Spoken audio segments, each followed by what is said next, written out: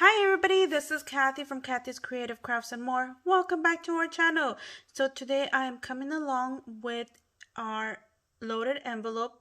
This is our Valentine's loaded envelope swap that was hosted by Krafts Tree and myself, and we had some amazing ladies that participated in the swap. So I'm so excited and can't wait to see all their projects. Oh my goodness. Anyways, so let me show you what I ended up creating for mine, and this is what it looks like. I was gonna do a packaging with you guys, but I'm so short on time with the packaging right now that I'm like, oops. So this is what I'm gonna go ahead and gift my partner, and my partner is Gould. I'm sorry if I misspelled your last name, Andre. So this is what it looks like. Excuse the glare. I'm gonna show you guys what it looks like. And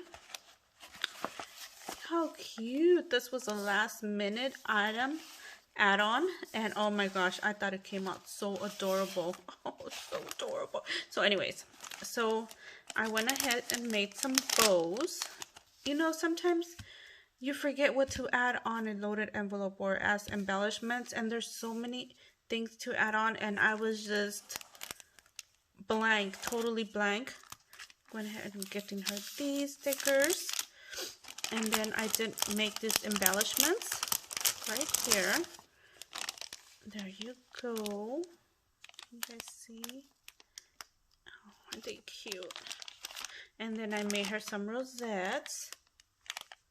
So what I did use two different paper pads here, and I just kind of coordinated them. I added this right here. Oh, this is so cute. Nice to shake a bow. And then I added a few extra things. And then, let me see. We were supposed to make 3 to 5 embellishments. So there is my 5, or 4. I mean 1, 2, 3, 4. So I have the extra items I'm gonna gift her in here, plus a few other ones that I'm not showing. So anyways, thank you ladies for all the ladies that participated in the swap.